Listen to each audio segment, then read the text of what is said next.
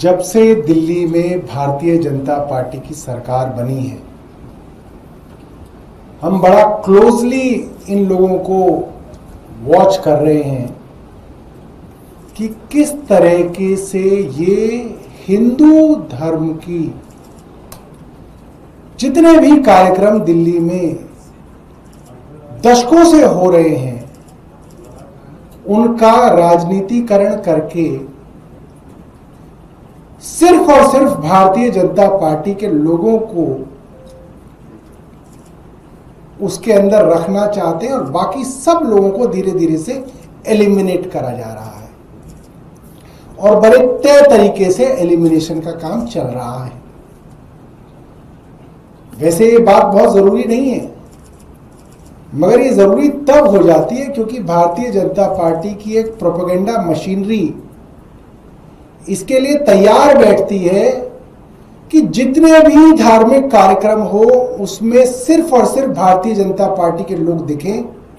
और बाकी पार्टियों से जुड़े हुए हर आदमी को धीरे धीरे से एलिमिनेट किया जाए और फिर ये कहा जाए, देखिए साहब,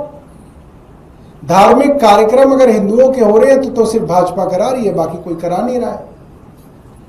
ये हमने कुछ दिनों पहले जो इन्होंने कावड़ पूजा, कावड़ शिविर जो लगते थे,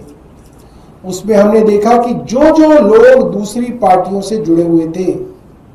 उनकी परमिशंस कैंसिल की गई,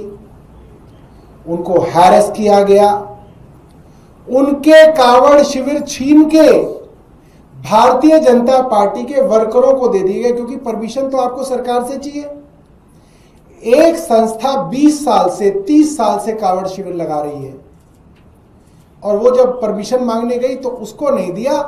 भारतीय जनता पार्टी के कुछ लोगों की एक संस्था बना के उसको परमिशन दे दी ताकि सरकार का पैसा भाजपा के वर्करों को मिल जाए और अच्छे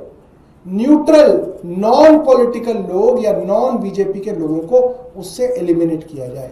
ऐसे इन्होंने हजारों लोगों को कावड़ के समय पे घर बिठाया। फिर हमने अब देखा कि जो रामलीलाएं भारतीय जनता पार्टी के लोग कराते थे, उनको छोड़ के जो दूसरी पार्टी के या न्यूट्रल लोग कराते थे, उनको भी एक सिस्टमैटिक तरीके से, एक षड्यंत्र के तहत उनकी रामलीलाओं को बंद कराया गया। मैं एक उदाहरण आपको देने आया हूं। एक रामलीला चिराग दिल्ली के अंदर कई वर्षों से रावण दहन हो रहा था।